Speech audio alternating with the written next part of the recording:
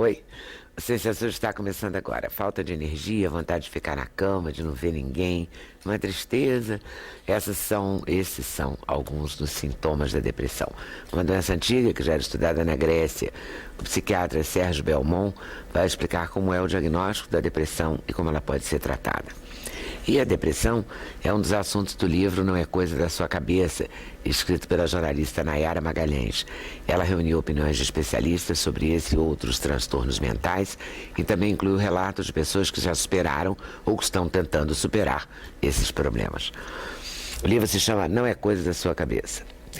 Temos a presença da autora Maria Adelaide Amaral. Maria Adelaide vai falar de Querida Mamãe. Está estreando no Rio. A peça mostra os conflitos de gerações e uma relação difícil entre uma dona de casa, viúva e controladora, e a filha dela, uma médica insegura e solitária. Teatro é nosso assunto também com Gabriel Vilela. Ele fala da montagem de um dos maiores clássicos de Shakespeare, Macbeth, uma história de um homem incapaz de lidar com sua ambição e acaba passando de herói a tirano. Temos a música da cantora italiana Mafalda Minozzi, lançando o CD Spritz. Mafalda mostra as canções desse novo trabalho em show no Rio. O repertório traz releituras de grandes clássicos da canção italiana, como Al di là e Volare. Grande sucesso no Brasil, né? Para a realização desse programa, contamos com a participação de vocês, nossos debatedores fixos, por telefone, por fax, por e-mail ou pelo Twitter. Vou começar definindo a depressão, até para a gente lidar com ela, entre outras, né? Entre outros transtornos.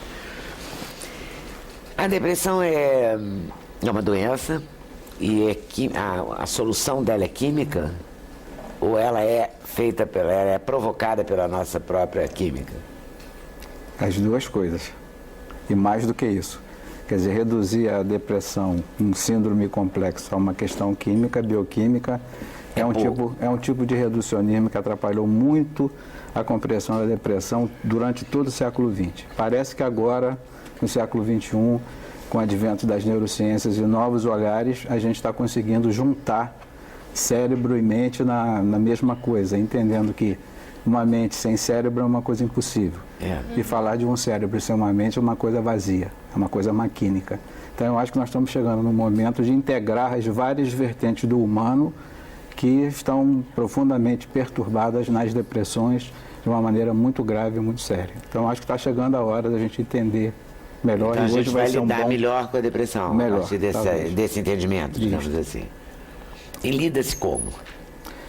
Lida-se como, em primeiro lugar, eu acho, fazendo o diagnóstico da depressão. Porque eu acho que a depressão, feito o nome de Deus que é tomado em vão, o nome da depressão tem sido tomado em vão muitas vezes.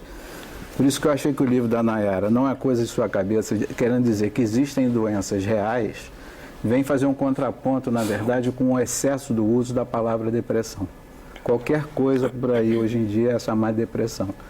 Se esquecendo as pessoas que o sentimento de tristeza, que é natural do ser humano, tristeza diante dos fracassos, diante das perdas, dos lutos, das injúrias que a gente sente na vida, são sentimentos humanos naturais. Mas isso não é depressão. Pode fazer parte do grande síndrome de um quadro depressivo, de uma depressão grave. Então eu acho que, em primeiro lugar, a gente tem que falar de um diagnóstico correto a ser feito de uma depressão verdadeira, uma depressão antigamente chamada de endógena, uma depressão unipolar profunda, porque essa sim, essa é uma coisa que de fato afeta a existência de uma pessoa, de uma família, de uma sociedade, pode levar a pessoa ao suicídio com grande frequência, está incidindo de maneira talvez exagerada entre a juventude de 18 a 20 e poucos anos de idade. Nos Estados Unidos já é a 8ª causa de doença, de morte por doença. Então, acho que a depressão realmente é um fenômeno que precisamos aproveitar esse momento de novos conhecimentos para poder entendê-la melhor. As palavras e as situações emocionais caem muito num vazio, né? Assim, você conversa com uma pessoa e fala, hoje eu estou bipolar. Né? Usando o bipolar como uma mudança de humor, uma coisa quase corriqueira ou eventual e não diagnosticada mesmo. É a mesma coisa que acontece com a depressão, com bullying, né? Tudo é bullying. Bullying na nossa época era uma garota apurrinhando o juízo da gente, a gente brigava e resolvia o problema. E hoje passava. Em dia, acho que Gabriel é mais novo do que eu, mas pegou essa época que a gente brigava para resolver as questões da adolescência e da infância, né? Hoje em dia se medicalizou isso de uma maneira exagerada, como você está falando. E a gente está medicalizando também demais a depressão? Eu acho que sim. Eu acho que, na verdade, entre as contribuições que eu possa dar aqui, primeiro estaria ligado a um diagnóstico correto. Diagnóstico correto de depressão tem que ser feito por uma pessoa com experiência clínica bastante prolongada, uma grande experiência clínica. Por quê? Porque a depressão envolve um transtorno de um sistema ou de vários sistemas do sistema nervoso central, principalmente o sistema de regulação do humor, que está ligado à serotonina. E vários outros núcleos cerebrais, vários outros sistemas. Portanto, nós temos transtornos intrasistêmicos e intersistêmicos. E é uma coisa de uma complexidade tão grande que eu acho que a comparação seria você querer comparar o cérebro com o computador mais veloz que exista no mundo, aqueles que ficam em nitrogênio, congelados, não chega a 1/1000º da capacidade do cérebro. Eu acho que serve como um termo comparativo do que o funcionamento do cérebro, no caso da depressão, também nos faz pensar. Então, depressão, um transtorno bioquímico com certeza. A participação genética nisso, a gente felizmente está vivendo uma nova época, que eu até como médico estou estudando isso há muito pouco tempo, 10 anos, na minha formação médica toda, genética era destino. Genética hoje não é mais destino, porque a gente tem uma coisa chamada epigenética, que é uma coisa muito nova e muito importante. Eu posso acentuar ou diminuir traços genéticos que eu trago dentro de mim. Então, depressão tem algo de genético e isso, pesquisas com gêmeos univitelinos provam isso claramente. Por exemplo, acho que vale a pena citar isso aqui, um distúrbio depressivo bipolar em irmãos normais, 7% de acontecer nos dois. Em gêmeos univitelinos, 60%. Isso é uma evidência clara, que não pode ser discutida, porque isso é uma evidência mundial, você vai encontrar isso em todos os lugares. Bom, mas é um dado interessantíssimo, né, para passar. Felizmente as neurociências. Ter outro olhar, né? Outro olhar. Neurociência, então, hoje não diria isso. Diria assim, nos livros que a gente lê. Você tem a ação da questão genética e você tem a influência do meio ambiente, que é exatamente todas as questões da vida, do desenvolvimento, a família onde você nasceu. E eu vou mais longe pela minha experiência dos últimos anos. Acho que você fazer pelo menos uma hipótese diagnóstica mais ou menos correta, eu, na minha clínica e de vários colegas, acho o seguinte: primeiro, a gente vai entrevistar uma família. Um deprimido não está deprimido sozinho, ele está deprimido atingindo um conjunto familiar. Isso atendendo a receber informações que o próprio paciente deprimido, em maior ou menor grau, eventualmente não possa fornecer. Questões sobre gravidez, sobre parto, condições de parto, aleitamento ou não, quando foi feito o desmame, tudo isso porque a psicologia do desenvolvimento e a psicanálise, ela leva em conta exatamente esses momentos de passagem obrigatória do ser humano no seu desenvolvimento como pontos de fixação de questões ligadas à depressão e à esquizofrenia. Bom, então a família, nessa primeira visão desse paciente deprimido e seu contexto. Segundo lugar, eu acho que é o que está acontecendo na vida da pessoa naquele momento. As pressões do mundo. Você foi demitido do trabalho? Mercado. Aos 50 anos de idade no Brasil? Então, se ele faz uma reação depressiva a isso, porque ele tinha um pedacinho do gene que regula, vamos dizer, a serotonina na sinapse, ele vai ter uma pequena reação depressiva. A demissão foi o start? Foi o gatilho disso aí. O cara foi abandonado pela esposa, o cara perdeu um filho num acidente de carro. Eu fui atender com aquele avião da Air France que caiu, encontrei várias pessoas amigas lá, inclusive um colega meu de turma que a filha tinha casado na véspera e ia com o marido para Paris para gozar a lua de mel. Eu posso dizer que ele estaria deprimido, ou eu, ou você? Estava triste, por isso que eu falei, falar de depressão num caso desse é uma coisa leviana, uma coisa superficial. Bom, mas isso tem importância da gente contextualizar isso adequadamente. Depois tem uma coisa chamada contextualização biográfica de uma família, essa família que eu me referia, de preferência atingindo uma outra geração, porque a gente vai precisar saber da história patológica pregressa ligada especificamente à depressão, se for o caso de depressão ou distúrbio bipolar do humor, que é menor quantitativamente, mas muito mais forte do ponto de vista de influência genética, de herança genética para esse quadro. Na bipolaridade é mais forte a herança genética? Muito mais forte. Muito, se não me engano, depois do autismo é a doença com maior carga genética, né? Doença mental com maior carga depois genética. Do autismo? Isso. Para quem é acometido, de fato, pelo transtorno bipolar, cerca de 70% a 80% da origem é atribuída à genética, né? Esse estudo. Isso. Bom, então, na verdade, quando se faz essa investigação, que é uma contextualização histórica, uma rehistoricização da vida dessa família, eu estou me referindo a coisas muito importantes, como, por exemplo, em que condições essa pessoa deprimida, que está com uma reação deprimida, ou uma depressão unipolar, ou desenvolveu uma personalidade depressiva, vazia, sem iniciativa, ou tem enfim, qualquer transtorno ligado à depressão, em que condições essa criança foi concebida? Ela foi concebida no momento de felicidade? Esse útero dessa mãe que guardava essa criança era um útero que eu chamo útero feliz? Ou era um útero de uma mulher estuprada, de uma mulher violentada, de uma mulher infeliz no casamento, que eventualmente engravidou daquela criança específica para salvar um casamento? Isso cria cenários, na verdade, que têm muita importância. Muito amplos. E o cenário no século XX, isso não era visto como uma coisa importante, mas hoje em dia, quem quiser fazer ciência ligada a transtorno psiquiátrico, transtorno neuropsiquiátrico, que é uma nova categoria, obrigatoriamente vai ter que estudar genética, neurociência, vai ter que se preocupar com isso. Por quê? Eu falei da gravidez. Porque a barreira placentária não só ela é hoje em dia considerada como um órgão de secreção hormonal, diferente do que era no passado era entendido, participando até de tanta atividade hormonal contra o cérebro. A barreira placentária não impede a passagem dos hormônios do estresse. Aquela mulher que estava grávida e o marido disse, por exemplo, outra situação, em certas culturas, olha, eu quero um filho homem para levar o nome da minha família. E a responsabilidade é sua. Aí, por acaso, já nasceu o filho homem e era uma menina. Olha, você já me trouxe um desgosto enorme com essa menina. Eu quero ver se agora você vai me dar o filho homem que eu estou querendo. Imagina que essa mulher vai estar numa angústia, num sofrimento psíquico muito grande. E todo esse estresse, ele está em profunda ligação hoje em dia na compreensão de depressão com os transtornos hormonais, de neurotransmissores e vários sistemas do sistema nervoso central, quando o estresse está presente. A placenta não é impermeabilizada. Não é. E o cortisol, que é um marcador de estresse, atravessa a placenta com grande facilidade.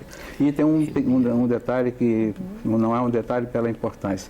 Foi medida a relação entre o cortisol da mulher sob estresse e no feto, ao mesmo tempo, só uma pesquisadora inglesa fez isso, e a proporção de 1:3.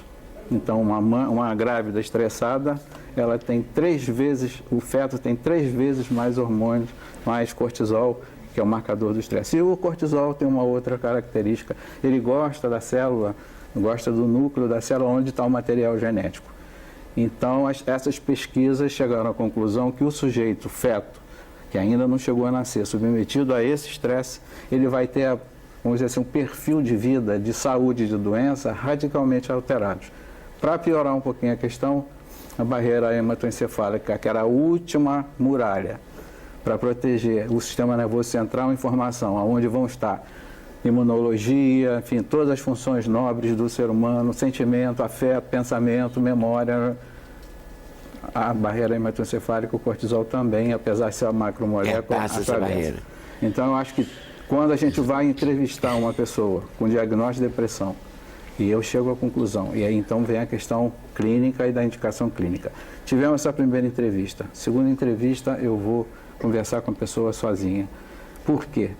Porque mais do que qualquer questão técnica, é muito importante que mais do que saber, eu possa entender aquela pessoa que está sofrendo.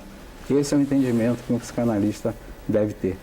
Entender uma pessoa é poder empatizar com ela, ficar ao lado dela, entender a dor que ela está sentindo, compartilhar das dores. Isso é a postura porque é muito comum a qualquer profissional que gosta do seu trabalho, mas é a postura técnica de uma escola americana, chamada Escola Americana da Intersubjetividade, que diz o seguinte: isso é uma coisa fundamental, que a gente abandone pretensões de saber para poder buscar, né, com todo o nosso empenho, entender aquelas questões, né?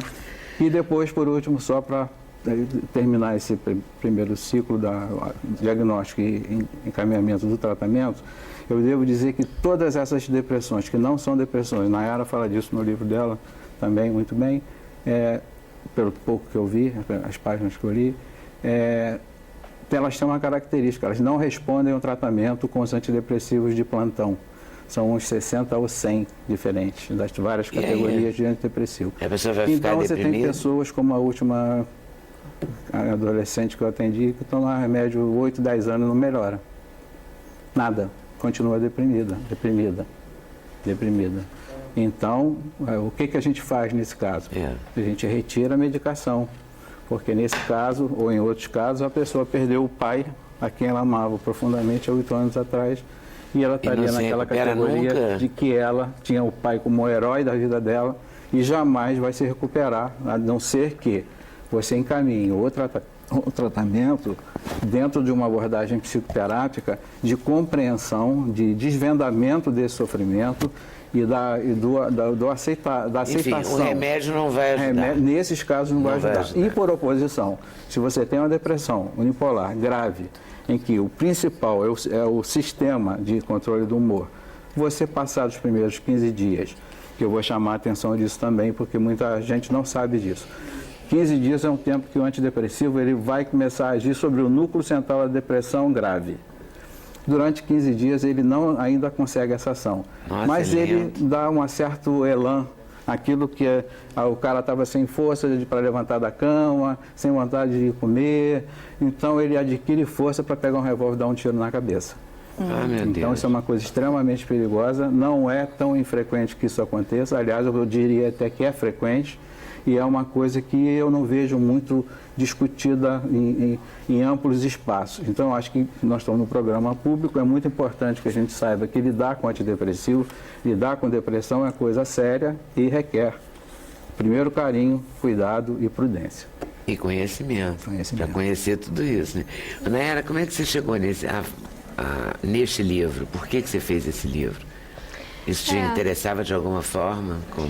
Eu cobri saúde durante um tempo na revista Veja, quando trabalhei lá, já era uma área que eu gostava e, na verdade, a ideia inicial foi do José Camargo, que é outro autor, que já tinha uma sensibilidade... José Alberto de Camargo. Que já tinha uma sensibilidade para o tema, por, enfim, enfrentar algumas questões familiares, e ele trabalhou a vida inteira como administrador de empresa, então lidava com muita gente, milhares de funcionários, e viu o impacto empresarial, familiar e social que isso tinha. Então ele já tinha feito algumas ações pontuais, patrocinado, enfim, projetos no Instituto de Psiquiatria da USP, por exemplo, algumas coisas, mas tinha ainda uma vontade interna de fazer um trabalho mais robusto, assim, com maior alcance. Então, quando eu o conheci numa entrevista, que não tinha nada a ver com isso, e ele falou: você não quer fazer esse projeto comigo? Eu falei: vamos, porque é um assunto que eu gosto, enfim. E a gente começou. E aí você entrevistou pessoas que tinham problemas e médicos, como é que você trabalhou?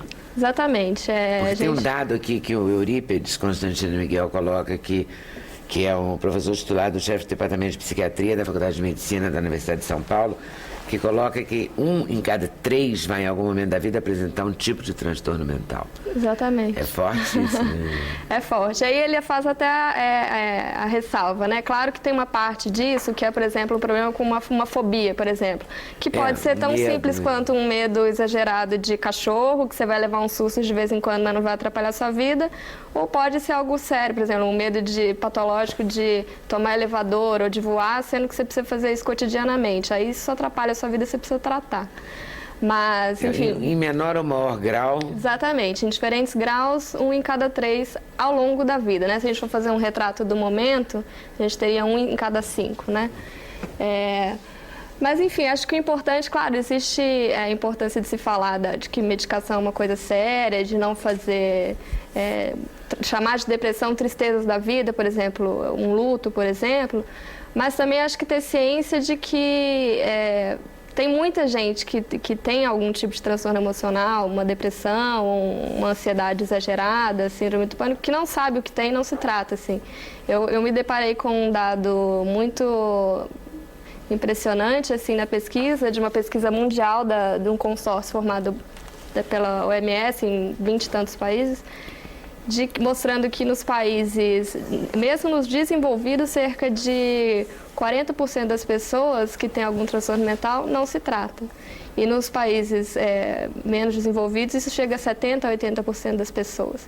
Então, acho que ainda nós estamos tem esse ponto de uma overdose de diagnósticos, de medicação, mas acho que é importante ressaltar que tem muita gente que ainda não sabe. Então, até esse é o motivo da gente fazer o livro, assim, porque, enfim, você pode sofrer com uma coisa que você está achando que é algo que estaria sob seu controle. Ainda é para muito pouca gente, né? Porque a depressão também vinha, pelo menos antigamente, assim, vinha acompanhada de umas frases muito preconceituosas ou muito tentando desqualificar, né? Assim, vive deprimida, não faz nada, né? Não sei o quê, aquela pessoa jogada, aquela pessoa que não tem muito interesse na vida. Acho que é por isso também que não se trata muito, né? Porque se leva... Quanto como mais maior a desinformação, acho que deve ser maior o...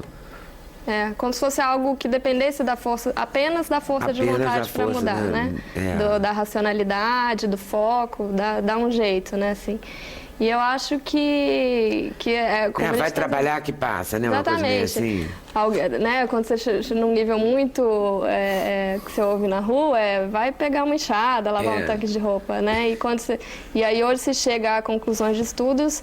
Acho que esse fator genético que o Dr. Sérgio estava chamando a atenção, a principal contribuição de se saber isso, por enquanto, que ainda não se tem terapia genética, né? Você não pode mudar o seu gene, é um pouco alertar as pessoas para, assim, é uma coisa que tem uma base biológica do seu corpo, tanto quanto uma doença do coração, tanto quanto... Tem elementos psicológicos e do seu ambiente envolvidos, claro, mas não é coisa da sua cabeça, entendeu? Muito bom esse título, né? Não é coisa da sua cabeça. É algo que depende da sua constituição biológica também. E o Brasil é dos campeões mundiais de remédio, né? De antidepressivo, ansiolítico, qualquer coisa que... anticonvulsivante, usado como ansiolítico, inadequadamente. Pois então, gerando uma epidemia de 50 ou 60 milhões de pessoas, né? Seria um uso muito ruim de uma tecnologia tão importante para resolver os quadros que realmente precisam de medicação, porque, como eu estava falando, o quadro que não é essa depressão com essa característica de gravidade, de centralidade no distúrbio de neurotransmissor, essa responde depois dos 15 dias, um mês a pessoa está muito bem, obrigado. E essa outra vai durar 8, 10 anos, não vai melhorar. Então, isso é muito importante que a gente nem desvalorize o uso do remédio, ao contrário, né? Até e nem valorize demais. Quando ela falou da questão mundial, a vertente daquela que não é uma depressão profunda, que essa é impossível de passar desapercebida, né? Porque, na verdade, ela leva tal grau de transtorno pessoal e social e grupal que alguém vai falar, esse sujeito está doente, vamos pedir ajuda. Na outra faixa das reações depressivas, das moderadas, depressões chamadas distimias, distúrbios leves do humor, né? Você tem muitas formas de ajuda que estão no campo da ajuda humana ou da psicoterapia sem nome, psicoterapia não profissional, porque felizmente hoje em dia, também mudança do século XXI, mudança entre aquele cisma entre ciência, fé e religião, felizmente a gente superou desde a obra de Edgar Morin. Então eu acho que é muito importante a gente saber que a ajuda de uma pessoa, em quem aquele sujeito que está sofrendo uma angústia, um sofrimento, e que não está com esse grau de depressão, evidentemente, pode ajudar a transformar, fazer essa transformação pela mesma via empática que um bom terapeuta, um bom psicólogo, um bom psicanalista vai conseguir ajudar. Esses questionários que existem, questionários de transtorno de humor, de onde você conseguiu isso? Foram indicações dos profissionais que eu entrevistei. Alguns são usados pela Organização Mundial da Saúde para fazer o rastreamento na população, ter estatísticas populacionais do quanto são comuns. O Brasil não faz muitas, né? A gente, em vários casos, adapta, traduz e adapta, vê se é válido para a nossa população. E outros tem um dos questionários que eu acho que um deles foi desenvolvido por um instituto americano de pesquisa na área de saúde mental, que eles são, né, os reis da estatística. Mas todos foram recomendados pelos profissionais que eu entrevistei, até em casos que eles falaram, não tem nenhum que a gente ache confiável e que seja útil para colocar para população em geral, a gente não indica. Mas pode ser um começo, né? Pode ser um começo, que eu acho que até eu coloco assim, não é fazer autodiagnóstico, mas é uma maneira de... Você está ali lendo o livro, você leu, mas eu ainda estou numa fronteira que eu não sei se o que eu estou sentindo é tristeza ou é depressão. Acho que você sistematizar isso num questionário, às vezes pode te ajudar a ter clareza se é o caso de procurar um profissional ou não. É só o ponto de partida para procurar um profissional, né? Claro.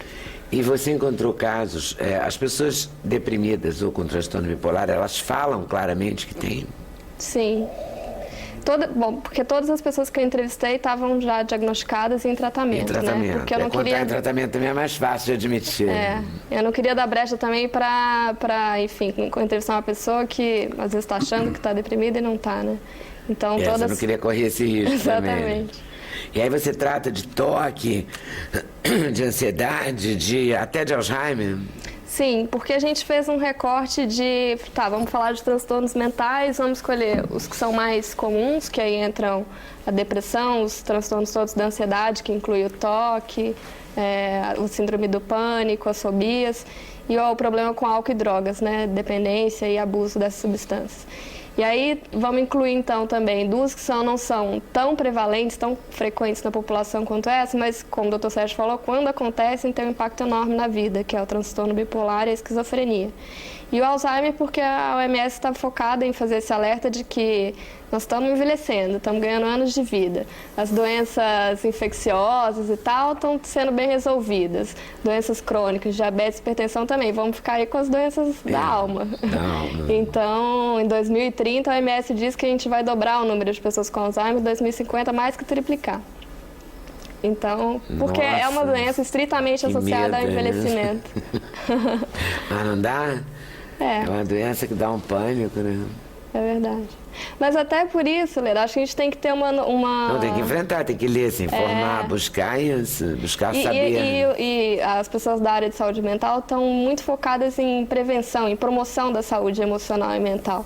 Até por isso a gente tem um capítulo dedicado a dizer concretamente do que já se estudou, o que você pode fazer pela sua saúde mental e pela saúde mental dos seus filhos.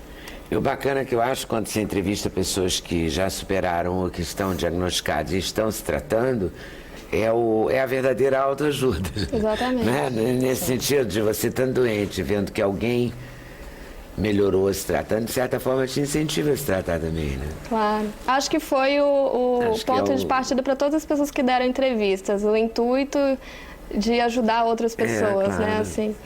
E eu acho que, enfim, fazer um livro desses que você quer que seja de interesse geral, você tem que ouvir, óbvio, sem parar no conhecimento científico, nos especialistas, mas quando você parte da história das pessoas, você toca mais fundo, né, o coração. E dá elementos para a pessoa entender que isso não é uma lista de sintomas, é alguma coisa que acontece na sua vida que muda a sua vida, que mesmo transitoriamente, claro, tendo sempre que dizer que há solução, há tratamento, as pessoas ficam bem. Vai que o remédio depois de 15 dias funciona. Mas eu acho 15 dias muito tempo, né, também para esperar um remédio funcionar. Já estou dando bandeira de ansiedade, eu sei, mas... Todo jornalista é um pouco ansioso, né? Ou muito. É verdade. Tá certo. Eu volto aí daqui a pouquinho, tá? Tá bom. Intervalo e a gente volta já já. Sem censura no programa da TV Brasil.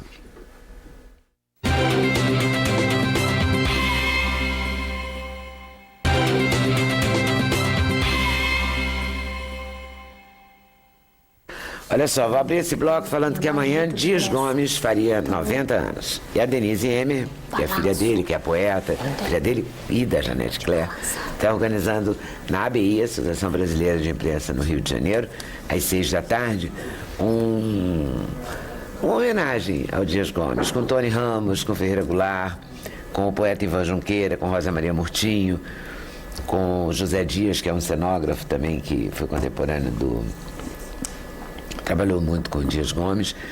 Esse evento vai ter essa parte de depoimentos e tal, depois vai ter a orquestra, uma orquestra que é a Denise Emer, que também toca cello, compôs ou criou, tocando Chorinho, tocando Ernesto Nazaré, Chiquinha Gonzaga e tal, para festejar os 90 anos do Dias Gomes amanhã na ABI, no Rio de Janeiro. Legal.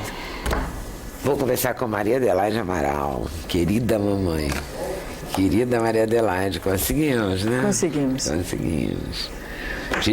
A peça é dirigida pela Gerson Capri. E a Suzana Garcia, que é a mulher dele. Que é a mulher dele. É uma dupla. Eles gostam de trabalhar juntos. Não se incomodam em levar os problemas de trabalho para casa, porque é altamente motivante. Eles estão muito felizes com o fato de dirigirem juntos essa peça. Eu também estou muito feliz pelo fato de eles terem tanto prazer nisso, né? Ah, claro, porque só vai fazer a peça ficar melhor. Claro. O astral é ótimo. E a peça trata dessa mãe que eu falei, da filha? Trata. Pois é, essa peça, ela foi primeiramente encenada em 1994, aqui no Rio, com a Eva Vilma e Eliane Jardini, fazendo mãe e filha, respectivamente, com a direção do Wilker. Foi uma peça que me deu alguns prêmios, e para a Vivinha também, para a Eva Vilma também, me deu muita alegria. Também foi para São Paulo e fez muito sucesso em São Paulo. É uma peça que eu escrevi, na verdade, assim, para dar a minha versão relação mãe e filha, porque eu tinha feito um trabalho de dramaturgia para Regina Braga na época que ela montou com a Irene Uma Relação Tão Delicada, que recebeu a tradução da França, de uma amiga jornalista dela, tradução muito bem feita, muito bem escrita, mas existe uma diferença entre tradução literária e tradução cênica. E além disso, como toda peça francesa, é muito palavrosa. Então, eu tenho uma relação com a Regina Braga muito antiga, porque quando eu estreiei no teatro, em 1978, com Bodas de Papel, ela fez a TT, ela fez a protagonista. Então, depois ela fez a Chiquinha Gonzaga no Teatro Popular do SESI. Então, nós temos uma relação de profissional e afetiva muito longa e muito profícua. E ela acha que toda vez que eu entro e dou meu nome de alguma maneira em alguma coisa que ela faz, dá sorte para ela. Eu acho ótimo ter essa sensação de que eu dou sorte para alguém, acho perfeito. Então ela veio com o texto e falou: você poderia dar uma olhadinha, porque você poderia ver o que você pode fazer. E quando ela me deu, eu tenho todo um trabalho anterior de 20 anos na Abril, em que se tem uma coisa que você fazer direitinho é editar um texto, né? Então eu falei: Regina, eu acho que essa peça é ótima, maravilhosa, linda, sensível, mas muito palavrosa. Então, se você me permitir, e depois a tradução está ótima, mas a tradução não está pouco cênica. E eu nem imagino essas falas, o Gabriel está aqui do lado, ele sabe do que eu estou falando, que uma tradução tem que ser adequada a dois atores dizendo esse texto em português, né? Você não pode ver o francês ou o inglês ou qualquer outra língua atrás do português. Parece que uma peça bem traduzida é aquela peça que dá a sensação de que sempre foi escrita em português, né? Então eu fiz esse trabalho, editei o texto e mudei, evidentemente, coloquei cenicamente as palavras e a falta de qualquer outra denominação, ela disse assim: eu vou colocar dramaturgia. Até não seria errado, porque o conceito anglo-saxônico de dramaturgo é que exatamente essa pessoa que é um intermediário entre a direção e o autor. Quer dizer, na verdade, o que eu fiz efetivamente foi um trabalho de dramaturgia. E ela colocou lá a dramaturgia. Só que para o público brasileiro, o dramaturgo é o autor da obra, resumo da ópera. A cada vez que as pessoas viam da dramaturgia Maria Adelaide Amaral, as pessoas vinham me cumprimentar pela peça. A peça realmente é ótima, maravilhosa. Mas eu não fiz muito pela peça. Quer dizer, o título eu dei Uma Relação Tão Delicada, porque em francês era Si Tendre Lien, que significaria laços de ternura. Tinha tido o filme da Shirley MacLaine um pouco antes. que era a mesma... eu falei, não, dá uma relação tão delicada, e uma relação tão delicada ficou, e foi altamente inspirador, inclusive, para títulos de matérias, uma relação assim, uma relação assada e tal. E as pessoas vinham para mim e me cumprimentavam, eu falei assim, meus parabéns por essa peça. Eu falava assim, olha, não fui eu que escrevi, é da Lolé Belon, ela é ótima. Eu cheguei a conhecer ela, inclusive depois fui para Paris, conheci ela. Ela já faleceu, mas eu conheci uma pessoa muito doce. E eu falei, até porque essa peça jamais poderia ser minha. Porque o meu conceito de relação mãe e filha jamais seria esse. Um conceito assim tão doce, tão suave, tão, sabe... O meu teatro é um teatro de conflitos, de confrontos, sabe, do antagonista, sabe, Esta não seria de forma alguma a minha peça sobre uma relação mãe e filha. E um amigo meu falou assim, por que você não escreve uma peça sobre o teu ponto de vista sobre uma relação mãe e filha? Tá bom. Assim foi. Então eu escrevi Querida Mamãe exatamente não como uma espécie de resposta, porque eu tive um prazer enorme em escrever essa peça, mas assim, imaginando dentro da minha cabeça o que seria uma relação conflituada realmente entre mãe e filha. Doce. Eu vivo disso, você sabe, né? É o que eu faço. Então eu escrevi essa peça e a Eliane e a Virginia fizeram, e agora ela está sendo remontada no Teatro do Fashion Mall pela querida Estela Freitas, que faz o papel da mãe. Estela Freitas me acompanha há muitos anos, ela fez a Gorete na montagem da Resistência aqui em 1979, uma grande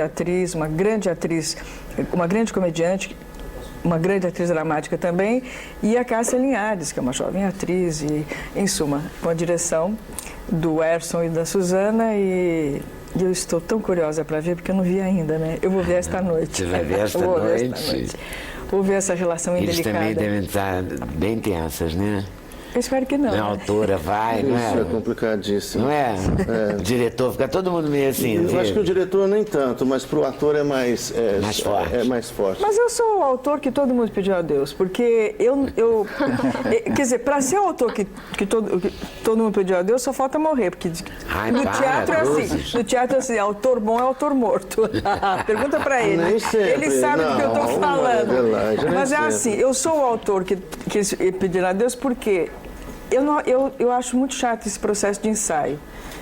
Tudo isso que é o cerne da vida do diretor e dos atores é a parte que eu não gosto. Eu só gosto de escrever e de editar. E na televisão é a mesma coisa. Quando as pessoas falam assim, você assiste as gravações, eu acho um saco assistir as gravações. E eu não tenho a menor paciência. No teatro é a mesma coisa com os ensaios, porque é tudo um processo, né? Eu não tenho paciência para guardar este processo, para acompanhar. Eu não quero acompanhar. Esse processo é chato, eu não quero. Então eu prefiro escrever. E na noite da estreia? E na noite da estreia. Ensaio geral no máximo, tá? Ensaio geral é melhor nem ir, né? Porque para o bem ou para o mal eu não posso fazer mais nada. Tudo de bom, tudo de ruim já foi feito. Então eu prefiro assistir a noite da estreia. E ficar muito feliz ou então sair assim. E alguma vez você já saiu assim? Meu bem. Eu já acho que umas 2 vezes eu já saí assim, né? É porque, sei lá. É porque também quem é que manda dar o filho assim, né? Do jeito que eu dou.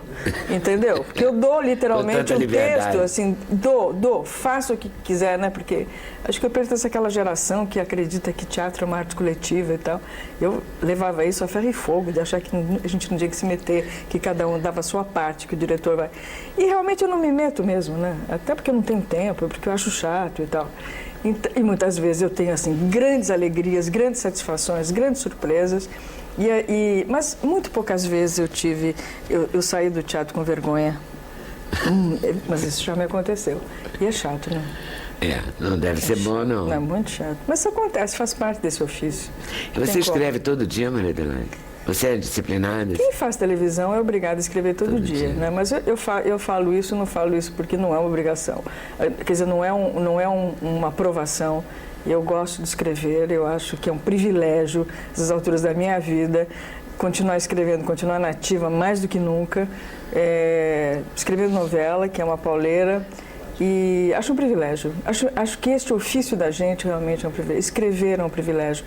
Escrever, você não tem aposentadoria quando você escreve, porque à medida que o tempo passa, você vai escrevendo. Se você não tiver nenhuma doença degenerativa, você vai escrevendo cada vez melhor, porque a tua vida, você vai transformando a tua experiência.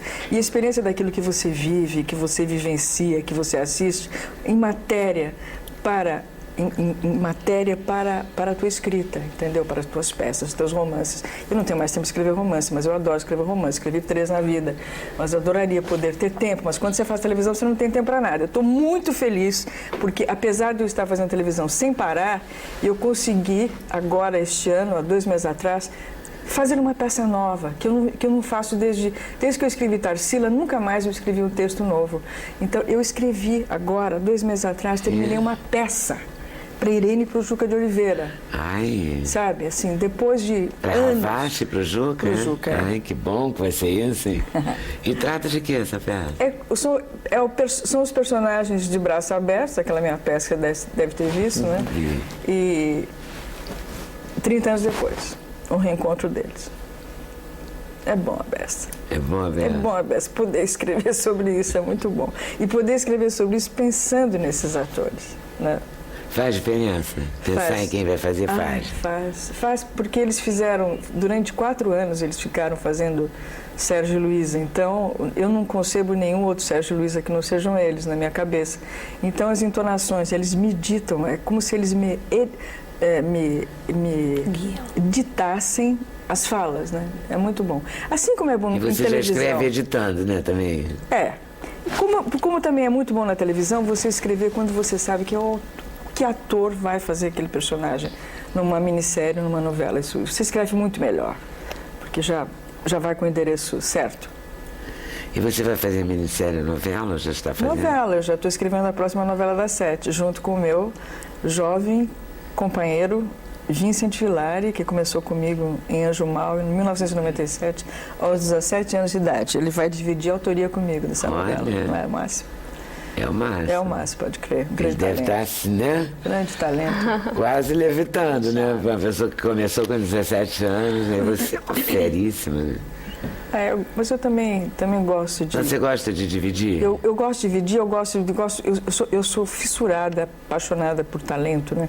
Quando você vislumbra um talento, assim, eu tenho uma grande alegria nisso. Eu gosto de promover também, vem comigo, acho legal. Acho bom poder fazer isso. E você, a novela é longa? Aquelas coisas, novelas sempre longas. Novelas são longas. A minissérie deve dar para o autor uma... A minissérie é outra coisa, é outro tipo de trabalho, barato, porque é um trabalho mais em profundidade. Então, por exemplo, o JK, que está sendo reprisado no Canal Viva, quer dizer, eu amei. Eu fiquei 1 ano pesquisando JK, 1 ano viajando para Brasília, 1 ano viajando para Minas, 1 ano para o Rio de Janeiro, sabe? Fiz muitos amigos na família do Juscelino, entre as pessoas do círculo do Juscelino ou que pertenceram aos ministérios do Juscelino. Fiquei muito amiga, sabe? Isso é muito bom. Isso que as ministérios me deram isso. O Só Coração me deu assim muitos amigos, os descendentes dos modernistas, por exemplo. Fiquei muito amiga de todos os descendentes da Patrícia Galvão, do Oswald de Andrade, do Mário, da Anitta. Acabei virando especialista, então dou palestras sobre Tarsila, escrevo apresentação de livros sobre a Anitta. É muito bom. É muito bom. Nossa, isso chega ao final numa emoção incrível. É muito bom. A Tarsila é uma personagem extraordinária e que merece não só uma peça, como merece um filme. Existe um projeto aí de se fazer um filme sobre ela. Eu sou fã, assim, as pessoas perguntam se a Paneta por causa do Amaral, sou. Praticamente a fã já virei parte da família. Mas eles me consideram da família. Eu vou visitar no cemitério, porque a grande parte deles está no cemitério da Consolação, que é ao lado da minha casa. Então eu vou visitá-lo. Eu vou visitar o Freitas Vale, vou visitar a Tarsila, vou visitar o Mário, visitar o Oswald, sabe? Eu faço assim. E depois, no cemitério dos protestantes que é atrás, está a Anitta Malfatti, né? Eu faço o périplo, vou cumprimentar. Cumprimenta todos. Cumprimento. Cada vez que eu inicio um novo trabalho, eu vou lá pedir a bênção, entendeu? Mas é muito bom. É bom, isso é bom. É bom criar laços, entendeu? É bom criar laços afetivos, e eu sou uma pessoa péssima. Eu sou péssima quando eu não consigo estabelecer esses laços. Eu fico assim na maior solidão, no maior desamparo, na maior infelicidade.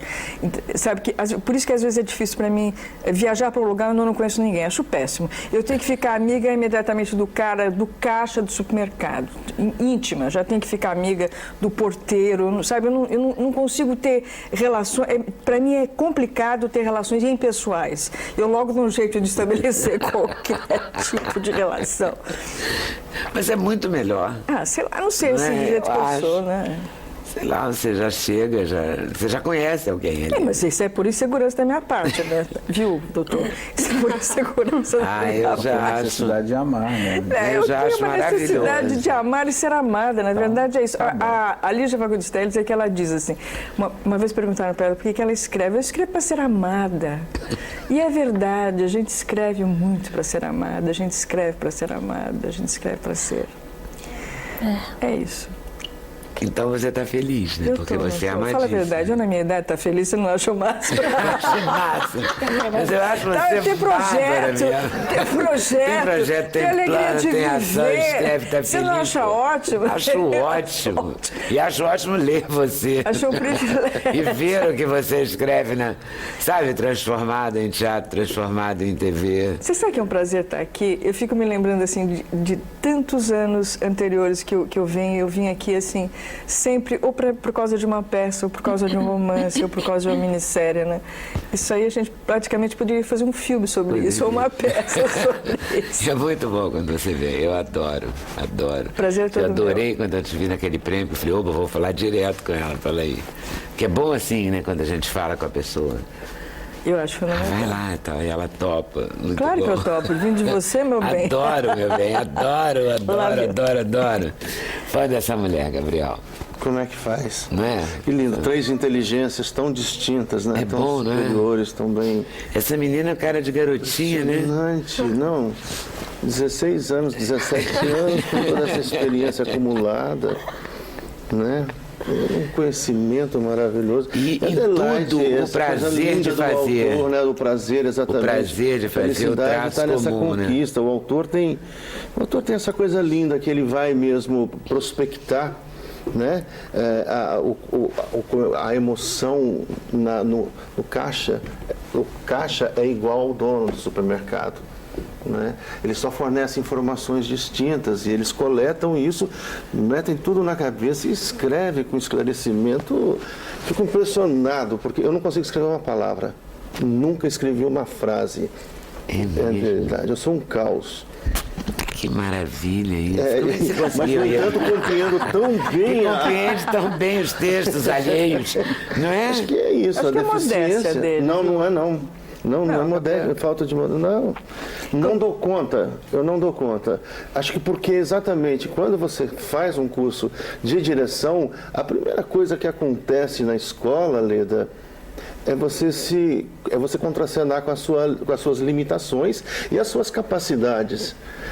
O diretor, ele não passa pelo universo do dramaturgo, do escritor, da pessoa, da literatura, da obra escrita, né?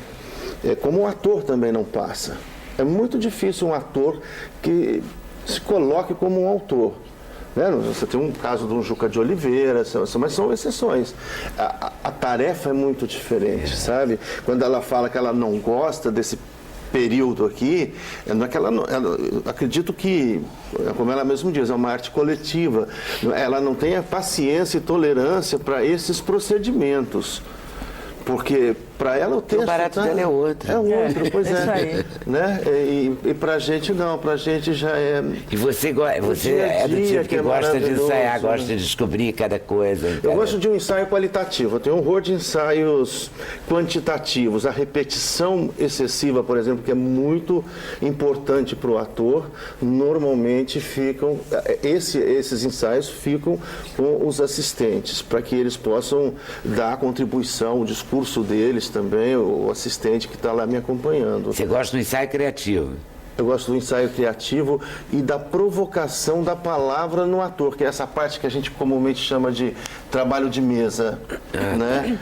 Esse primeiro mês que a gente fica assim, olhando para o autor, para suas características, para suas idiosincrasias, ou o período que o autor viveu, que é muito importante. Em Shakespeare, então, né, é fundamental. Esta parte de relacionamento com a história e com a fábula em si é muito, para mim, é a parte mais prazerosa. E mais rica também, né? Ela é mais rica porque é aí que a nutrição do artista está nesse instante. Posteriormente a isso vira uma gramática poética que vai para o palco, ela é circunstancial, aquele momento, aquele instante. Maria Adelaide, é como eu vejo, tá? Quer dizer que eu esteja, né, ditando regras. Mas nesse instante posterior que você começa a transferir para o palco toda a tridimensionalidade dessa obra, ela aí já começa a cair no caráter efêmero da obra cênica, né? Ela tem um período, por maior que seja, ela tem hora para acabar. E o texto não, o texto é um triunfo, né? Eles recusam isso, mas o texto é um triunfo da vida sobre a morte, né? Interessante isso aí. Bonito isso aí. Né? Muito bonito. Agora, de resto, a gente passa. Agora, dentro dessa transitoriedade está aí o ensinamento, estão aí as epifanias, estão aí os grandes sinais, né, as clarividências. Pirandello chama isso muito de clarividências, né? E nesse momento quem ilumina é o ator, já não é mais o dramaturgo. Claro. É incrível. E o diretor é o que tem, talvez, o privilégio de assistir a transferência da luz do autor para a luz do ator. E preparar e organizar isso em cena sem muita metafísica para que a plateia se apresente como um terceiro facho de luz aí. É uma explosão, né? A relação de teatro é uma química, é uma combustão de luzes. Mesmo que você esteja falando de Macbeth, que é trevas. Mas dentro dessa escuridão toda, há micropontos de luz, micropontos dramáticos, isso que ela está falando, que é genial, ela explica com uma simplicidade, que é o seguinte, não adianta você tentar o texto em inglês na voz do brasileiro, você precisa sentir em português do Brasil, que é diferente. Sim, que é muito diferente do português de Portugal. Você precisa sentir o conteúdo, a combustão dramática. Maria Adelaide é uma dramaturga porque ela trabalha o drama como é na fórmula original, né? Drama igual conflito mais ação. Ela não arrebenta essa fórmula. Então dá certo sempre. Ela é feliz por isso, porque a coisa funciona. Ele não escreve, ele diz que não escreve, e o que ele disse até agora foi poesia pura. Você não tem ideia do que você não tem ideia do que você acabou de dizer. Mas a função nossa é essa, nós assistimos poesia. Coisa linda. Impressionante, é poesia pura. Você pega a poesia do autor, você pega a poesia do ator, do cenógrafo, do figurinista, do aderecista. Temos uma representante italiana aqui, de onde vieram, quer dizer, veio a modernidade poética, né, do Teatro Nacional nos idos dos anos 50, né? 40, 50, o TBC acontece ali. Mas, enfim, o diretor para nós é isso. É o regente. É o regente. Se fosse em televisão, assim, usando uma linguagem de TV, seria o editor com sensibilidade, né? Ele linka emoções e sentimentos. Né? Eu acho que tem a coisa e aí assim você também. linka a plateia também, porque você faz a plateia compreender. Maria Adelaide escreveu, o Shakespeare escreveu, o ator representou, mas a plateia precisa entender. E você está nesse meio de campo inteiro. Não, mas com a visão dele. Porque ele faz o Macbeth dele, que é baseado no texto de Shakespeare, mas certamente o Flávio Rangel faria um outro Macbeth. Diferente, uma visão, quer dizer, isso aí... É uma terceira leitura, na verdade. quase sempre dialética, quase sempre produto de confrontos de pensamentos, né, do autor e do ator. E tem muito a ver o fato de você poder direcionar isso para um olhar contemporâneo, para um olhar atualizado. Não que você tenha que cobrir o espetáculo de referências sobre políticas, o momento que está acontecendo, não interessa. Acho que não interessa muito o texto clássico, ele prescinde dessa citação, mas é importante você ajustar a ação ao olhar do espectador. Sabe? Por exemplo, os colegas... fino, né? Finíssimo, mas é muito seda para enrolar. Veja, eles falando das questões e das patologias contemporâneas. Maria Adelaide passeia em cemitério. Isso é genial. A morte não é mais de responsabilidade familiar. E isso gera uma infelicidade estupenda no mundo inteiro. Ela virou uma responsabilidade hospitalar nos grandes centros. Né? Ir ao cemitério, dar uma volta, significa uma coisa muito séria. Você refunda a sua existência a cada vez que você passa por seus ancestrais, por sobre. Né? E é uma condição tão delicada, tão poética, porque a distância entre você que está sobre e o que está embaixo é de uma meia volta, né? Virou. O Nelson Rodrigues adorava passear no São João Batista. Mas hoje até falar disso causa riso, causa espanto. É verdade, as pessoas ficam assim, sabe o que é? Mas tem uma coisa que é cultural. Cultural, você acabou de dizer, a morte saiu, passou pro o âmbito hospitalar. Em Portugal, quando eu nasci, onde eu fui criada, era totalmente diferente, porque a morte fazia parte da vida e com a mesma naturalidade. Eu passei o meu verão, as minhas férias inteiras eu morava perto do porto, onde as crianças pobres morriam de desidratação. Eu passava assim. Eu e os meus companheiros passávamos o verão inteiro em velório e enterro de anjinho, porque em geral eram assim, anjinhos, as crianças pobres, que às vezes só filhos, só uma mãe, então não tinha quem carregasse para levar ao cemitério, então a gente levava ao cemitério, a gente cuidava desses detalhes com uma naturalidade, quase como um programa, era isso. E no Dia dos Mortos, a gente não é mexicano nem nada, que para eles é uma festa, mas assim, no Dia dos Mortos eu ia também para o cemitério, junto com os meus amiguinhos, e passávamos assim, cuidando dos túmulos abandonados e roubando flores dos túmulos ricos para botar nos túmulos pobres, arrumando, limpando, entendeu? Então, o que é isso? A morte, ela faz parte porque os velórios eram em casa, tinha comida de velório, lembra? Em Minas Gerais tinha os pastéis de velório. Claro. Eu acho uma pena, porque você dava um tempo para as pessoas, um tempo e um contato com o fato. Os judeus são muito sábios nisso, né? Porque todo o ritual judaico, aquela coisa de cobrir os espelhos e das rezas que se fazem durante os 7 dias, se eu não me engano, isso é muito sábio, o lidar com a morte. Me parece que eles lidam de uma forma muito saudável, como os antigos lidavam também, como nas comunidades rurais eles têm uma... Na fazenda era muito comum, quer dizer, a gente cuidava dos velhos, dos que já estavam debilitados, encaminhados para o desfecho final. Tanto é que tem um termo que a gente usa muito em família em Minas Gerais que chama via avó pela greta. Via avó pela greta. Né? O que é ver a avó pela greta? É ver a avó morrendo. Porque era uma obrigação da gente, criança, vigiar a respiração. Mas muitas vezes o instante final pertencia à classe adulta da família. Então a gente meio que ficava pelas gretas, por entre as tábuas, observando o expirar.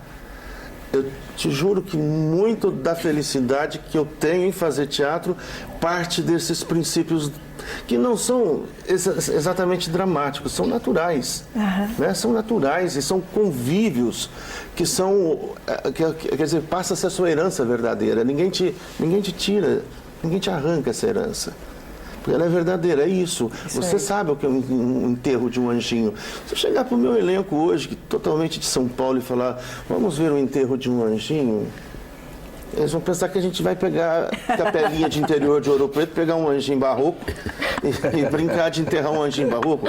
Porque não tem essa dimensão, essa vivência, essa convivência, nós urbanos, né? Poxa, eu estou falando tanto isso porque mesmo tem a ver com Macbeth.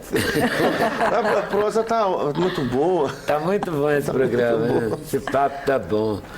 Mas, enfim, o texto que você dirigiu e montou vai fazer 5 apresentações no Rio.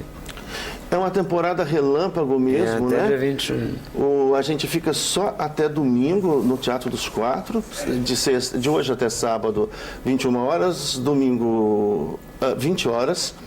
Depois a gente sai para uma jornada no Brasil, que inclui, na sequência, Curitiba, depois Campo Grande, depois Recife, e terminamos a temporada em Porto Alegre no final de novembro, acho que. Minas Gerais nem pensar?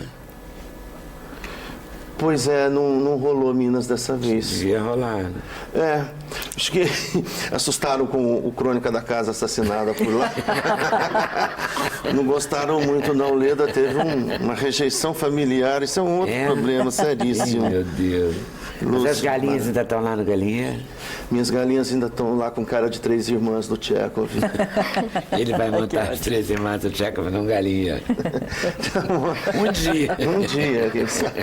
Mas é que eu tenho uma paixão muito grande por galinha, não é ofensa aos personagens tchecovianos, não.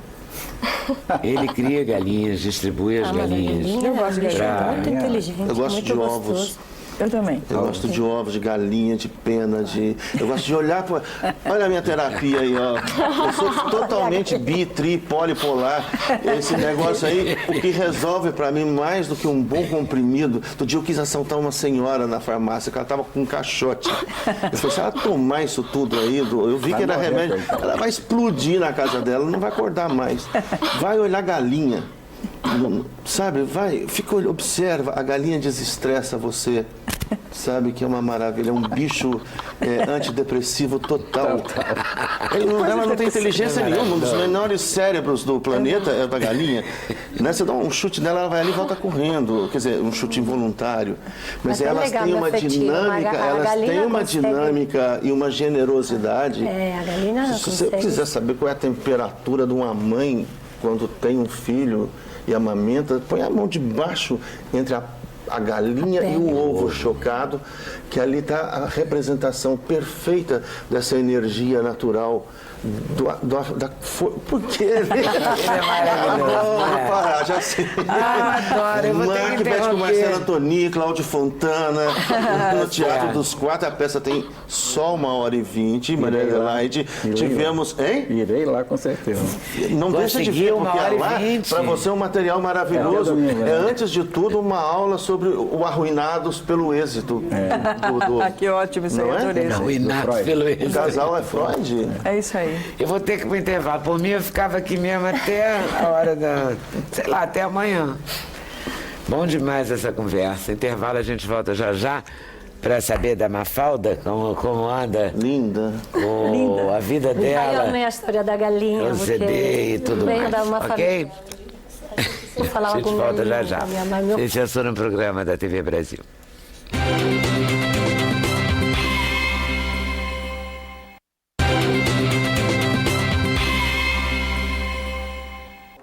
Bom, passamos o intervalo falando em galinhas. Acho que alguma galinha vai sair de Minas Gerais para São Paulo em breve. Dos ovos de ouro, quem sabe. Ai, Mafalda, cantora italiana, estreia amanhã? No Rio, sim. No Rio, sim. Estreou, sim. Espaço Estreou em São Miranda. E marca o lançamento do CD. Agora, olha o CD, que barato. Porque quando a gente abre, ó, aqui está o CD. Primeiro, ele já tem uma capa maior que as capas de CD. Para chegar melhor também, Mas sabe? é muito legal. Na hora que a gente abre, parece Sim. o disquinho. 45 giri, não? 45 rotações, Sim. isso mesmo. Mas aqui Spritz. está o desenho ficou muito bom, né? Porque aqui está o... Obrigada. Dá para ver aí. Muito bom. Compartilhei o desenho, sempre participo de toda a parte do projeto gráfico, do projeto de web, a ideia, eu sempre estou no meio, eu gosto, é a minha vida. E como falava Maria Adelaide, agora eu vou roubar, eu canto para ser amada. Que bom, Canto né? para ser amada. Que bom. Eu sou muito carente de amor, desde sempre, desde criança. Toda aquela história lá do feto, de como é, essa me envolveu muito. Minha mãe está com um processo de cura, já faz 12, 13 anos, de antidepressivos, está melhor. O que o doutor hoje falou, a Nayara falou, é extraordinário, porque enriquece demais todas aquelas pessoas que não têm coragem de levantar e de procurar um ajuda. Porque eles pensam que não é uma doença. Me desculpa de falar dessa forma assim tão simples, mas eu vivi isso na minha casa, na minha família, com a minha mama. E o dia que ela acordou e decidiu, eu vou a fazer um tratamento, ela voltou a viver.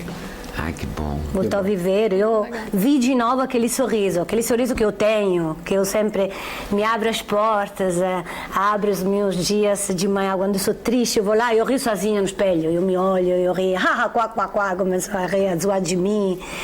A minha mãe tinha perdido, totalmente. Então, eu achei belíssimo hoje me encontrar com vocês, obrigada. De coração, eu vou levar muito do que vocês falaram hoje para mim, para minha vida, e para dar de dica para minha mamãe também, força para ela. Que bom. Você está morando onde? Está morando em São Paulo. Eu agora sou mezza brasiliana e mezza italiana. Amo o Brasil, Leda. E você é engraçado, porque você... a primeira vez que eu fiz o seu programa, inclusive, que me deu uma sorte, me deu uma visibilidade, não é? Porque o que você assina vira sério, não é? Oba, que bom. Não, é sério, a Leda Nagli é séria, então eu não sou, eu sou assim, toda extrovertida, sempre divertida, assim. Então, quando é que eu consigo ser uma pessoa mais séria, graças a você.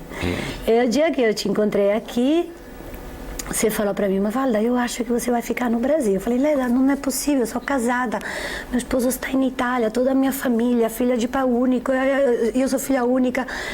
Você falou, não sei, Mafalda, mas eu acho que você gosta do Brasil, tem uma coisa a ver com você. Você falou uma coisa que provavelmente você não lembra, mas foi isso, era em agosto de 1996. Caramba. Passaram muitos anos, depois eu voltei várias outras vezes aqui, tenho palavra para te agradecer. Imagina, eu porque que adoro para mim é importante poder falar, além de cantar, de explicar. Porque o palco às vezes não comporta a história que tem atrás de uma escolha de um repertório. E como é que você escolheu esse? O desejo de fazer eu adoro um disco. que você cante. Simples. Ao de lá, imagina. É uma saudade. Eu comprei agora esse filme. Eu matei uma saudade. Matei a maior saudade.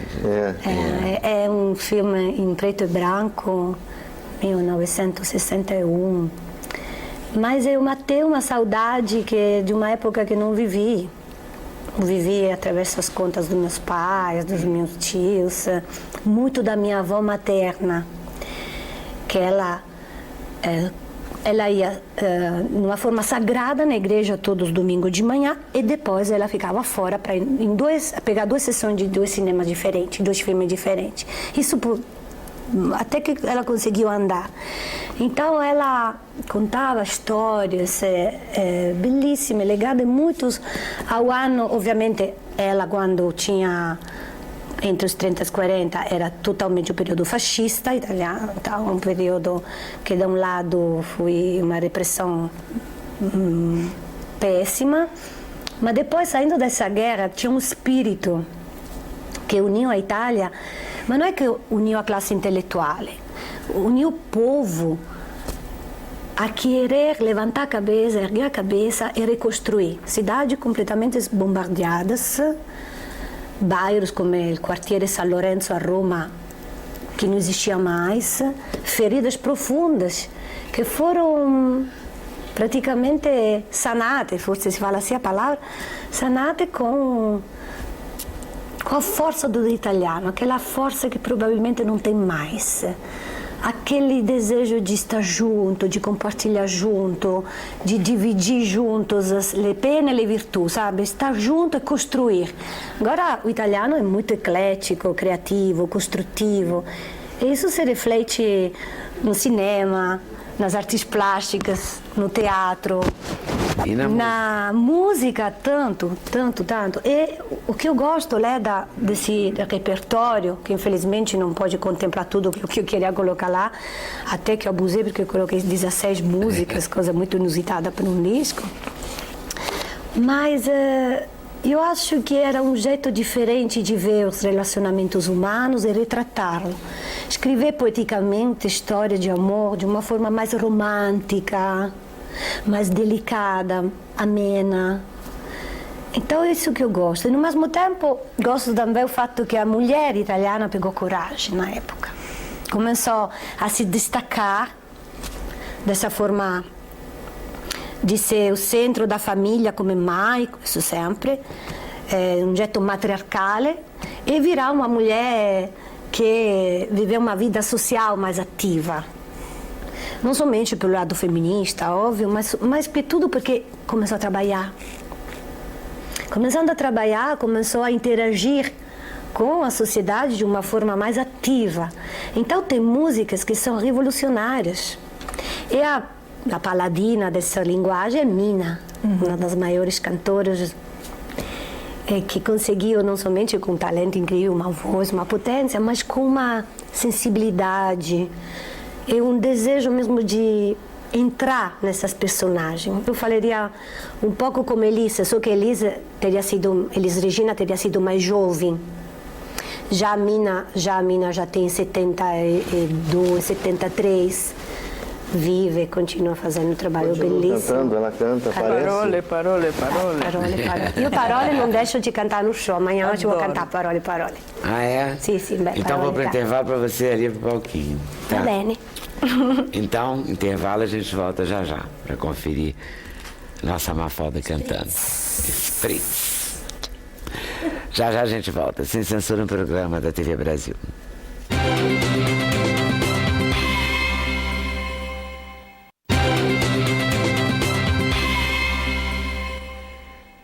Vou abrir esse bloco, que é o bloco da correria, agradecendo ao André Dias a liberação da presença da dramaturga, roteirista, escritora e minha queridíssima Maria Adelaide Amaral aqui hoje. Muito obrigado e continue liberando. Maria Adelaide veio aqui falar de Querida Mamãe, que está em cartaz no Teatro do Fashion Mall. Está estreando hoje. Já estreou semana passada. Hoje tem uma sessão especial. Uma sessão especial que a autora vai. E lá ficará, não é? Na sala 2 do Fashion Mall. Isso. Por um grande tempo. A gente espera. A gente falou de Macbeth, que ele é até de Galinhas, e que está em cartaz no... Está em cartaz no Teatro dos Quatro, de hoje até domingo, numa temporada relâmpago. Nem vai dar tempo de Marcelo Antoni vir aqui, né? Não sei, mas ele está tão bem no espetáculo. Fala para ele vir um dia. Vai você lá. Vou lá, tá. Mas eu queria que ele viesse aqui dar entrevista também. Eu vou lá ver. Gabriel Vilela. Nayara Magalhães falou Não é Coisa da Sua Cabeça, o livro da editora Gutenberg, né, que está chegando aí nas livrarias. E o doutor Sérgio Belmont falou da depressão, e vamos falar de outras doenças outros dias, né? Espero. Para pelo menos alertar sobre os transtornos emocionais, já que vivemos o tempo deles, né? Só lembrando que hoje é o dia do médico. Hoje é o dia do médico, parabéns, é verdade, queria dar parabéns para todos os médicos que fazem aqui, que vêm quase todo dia no Sem Censura, informam a gente, ajudam a gente a viver melhor. Parabéns e obrigada. Super, obrigada por ter me lembrado. E Mafalda falou de Spritz, que ela vai cantar no Miranda, não é? Amanhã à noite. E tá lindo todo o tratamento gráfico, como a cantora, que também tá belíssima. Aqui e ali no palco, acompanhada. Tá com certeza, acompanhada pelo Paul Hitch. Então vou agradecer a vocês por terem vindo, a vocês por estarem nos assistindo, e entregar para eles cantarem pra gente, ok? Muito obrigada por terem vindo também. A primeira é Breve Amore. Tá.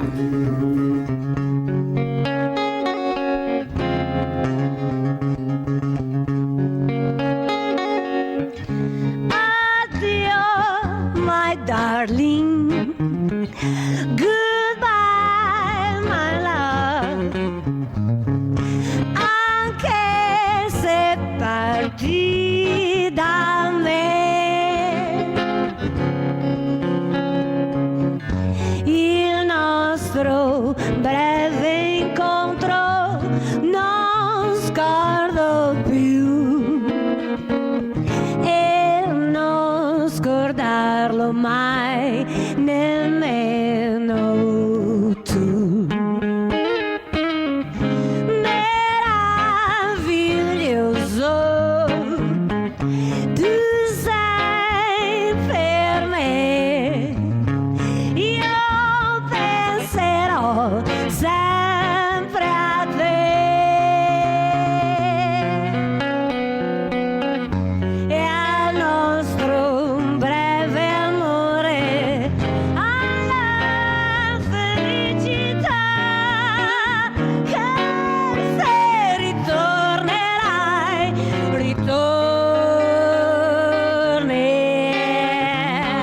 la la la la la la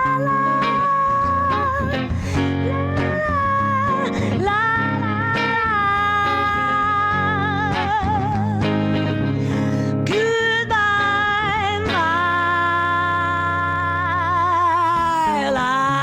love, my darling.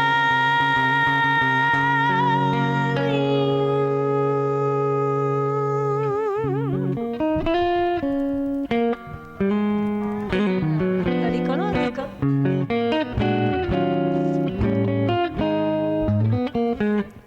Come prima, più di prima, amerò la mia vita, per la vita ti darò. Sembra un sogno rivederti, accarezzarti, le tue mani nelle mani, stringere ancora